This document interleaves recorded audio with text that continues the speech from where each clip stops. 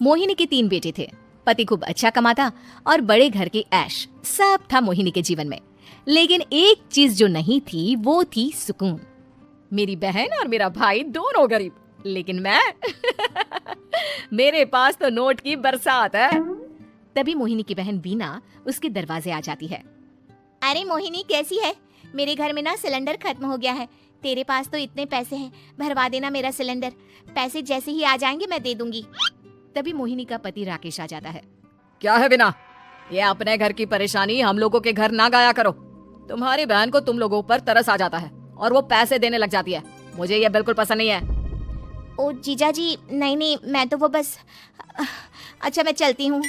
वीना वहाँ से चली जाती है। उसके जाने के बाद अच्छा किया जो आपने सुना दिया। अरे न जाने क्या सोचकर मेरे घर आ जाती है कि जैसे यहाँ तो भंडारा भरा है। अरे कितना तो दे दिया। अच्छा जी जरा 1000 तो देना। वो बिन्नी दीदी है ना, उनके घर जा रही हूँ। उनका पोता हुआ है तो मुंह दिखाई दे दूंगी। हाँ, उन लोगों के आगे तो शो ऑफ किया करो। वो खुद को बड़ा अमीर शो करते हैं ना। दिखा दे कि तू भी किसी से कम नहीं है। हाँ जी, इसी के लिए तो जा रही हूँ। मोहिनी तैयार होकर अपनी बुआ की बेटी के घर जाती है, जहाँ उसके पोते का कार्यक्रम चल रहा होता है। वहाँ वीना भी आई होती है। अरे वीना, क्या जरूरत थी यहाँ आने की? तेरे घर पर गैस नहीं है तो वो भरा लेती। क्या करूँ मोहिनी, बुआ को बुरा लग जाता नहीं जाती तो। वैसे मेरे पास एक जोड़ा बच्चे का कपड़ा रखा था, वही अपनी चांदी के पायल के साथ देने जा रही हूँ। घर पर गैस थी नहीं, सोचा परिवार यहीं खाना खा लेगा, बाकी सुबह का सुबह देखा जाएगा। मोहिनी को बहन पर दया आ जाती है। वो पर्स से 1000 रुपए निकाल कर दे देती है। ले वीना, लेकिन पैसे वापस कर देना, तेरे जीजाजी हिसाब लेते हैं। मोहिनी भी क्या करती, गरीबी में बहन का सहारा ही उसके जीवन जीने का आधार था। फिर एक रोज, सुनिए भाई के घर बेटी हुई है, मुझे माँ के पास जाना होगा। अरे उस घर में ना कूलर है ना एसी, कैसे रहोगी तुम? हाँ वही सोच रही हूँ कि अकेली जाऊं, बच्चों को साथ ना ले जाऊं। चली जाओ, लेकिन ये जो तुम अपने गरीब परिवार से मिलने चली जाती हो ना, मुझे बिल्कुल अच्छा नहीं लगता। पता नहीं मैं भी कैसे मैनेज करती हूँ, लेकिन क्या करूँ। मोहिनी भाई भाभी के घर आती है। मोहिनी कैसे आना हुआ? तू यहाँ हम लोगों के घर रह लेगी या फिर किसी होटल में रहेगी? क्या हो गया है माँ, मोहिनी को क्यों ऐसे बोल रहे हैं आप? अरे तू नहीं जानती अपनी ननद को, पैसे वाली है ना तो ऐड कुछ ज्यादा ही है। मोहिनी को माँ की बात का बुरा नहीं लगता है, क्योंकि उसे पता ही नहीं चलता कि माँ उसे जली कटी सुना रही है। वो भाभी की बच्ची के साथ लेन देन करती है और वहाँ से चली जाती है। उसके जाने के बाद, माँ क्यों आप मोहिनी को इतनी सारी बातें सुनाती हो? भाई का बेटा बोल पड़ता है। माँ क्योंकि दादी जानती है कि बुआ के अंदर घमंड है। सही बोल रहा है मोहन, बहू भले तुझे ना दिखता हो, लेकिन मुझे और मोहन को दिखता है कि वो कितनी घमंडी है। मोहिनी मायके आती है, जहाँ गरीबी के कारण चीजें कम होती हैं। इस मोहन के बच्चे को काम पर लगा दो ना, किसी दुकान या किसी होटल में बर्तन धो लिया करेगा। कम से कम 4 पैसे और आएंगे घर में। देख मोहिनी, माना तेरे पास पैसा है, लेकिन तेरे भाई के दिन इतने भी बुरे नहीं चल रहे कि वो अपने बच्चे की पढ़ाई रुकवा कर उससे बर्तन धुलवाए। मोहन माँ की ओर देखता है, जैसे आंखों से बोल रहा हो, देख लिया बुआ का हाल। हाँ मोहिनी, बात तो सही है, लेकिन अभी मोहन को पढ़ना है। आखिर तुम भी तो अपने दोनों बेटों को पढ़ा रही हो ना। मेरे बेटों से कैसे कंपेयर कर सकती हैं आप? अरे वो तो कलेक्टर बनेंगे। हाँ, कल को वो मोहन को नौकरी में रख लेंगे क्यों? मोहिनी कुछ दिन और रहकर चली जाती है। धीरे धीरे दिन बीतता है। मोहन बड़ा होता है और कड़ी मेहनत से सफल भी हो जाता है। मोहिनी, माँ के जाने के बाद तो तुमने भाई भाभी के घर जाना छोड़ ही दिया, क्यों? वो क्या है ना, उन लोगों का घर छोटा है, मेरे बच्चे जाना ही नहीं चाहते।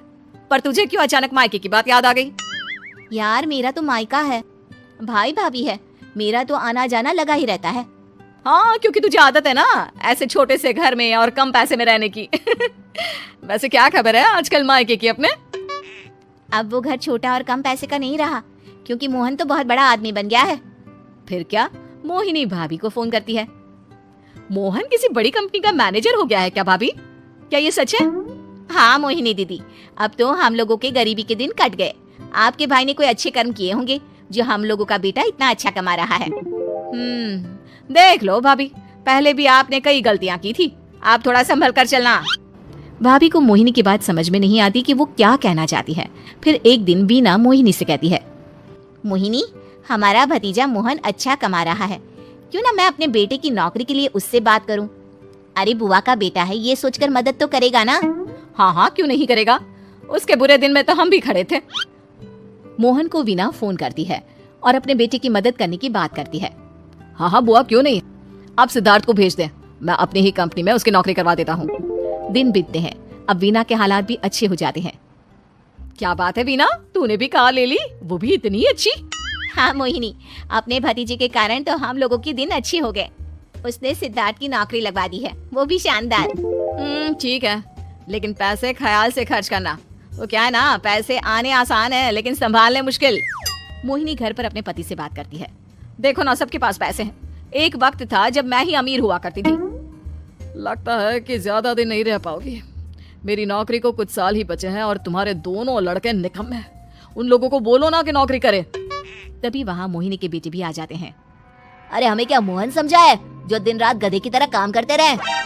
खैर, दिन फिरते हैं और मोहिनी के पति की नौकरी भी खत्म हो जाती है। मोहिनी क्या करे, थोड़े से पैसे में गुजारा नहीं हो रहा है, तो क्या करे, मेरी समझ में कुछ नहीं आ रहा। मोहन को बोलो ना कि वो इन दोनों के लिए नौकरी देखे, जैसे सिद्धार्थ के लिए नौकरी देखी है। मोहिनी क्या कहती, उसे अपने वो दिन याद आ जाते हैं जब उसने भाभी से मोहन को नौकर बनने की सलाह दी थी। क्या हो गया, क्या सोच रही हो मोहिनी? यही कि वक्त कभी भी किसी का भी पलट सकता है, ऊपर वाले से डर कर रहना चाहिए। ऐसी ही रोचक मनोरंजक कहानियाँ देखने और सुनने के लिए हमारे वीडियो को लाइक करें, दोस्तों को शेयर करें तथा हमारे चैनल बचपन पैम्पर को सब्सक्राइब करें।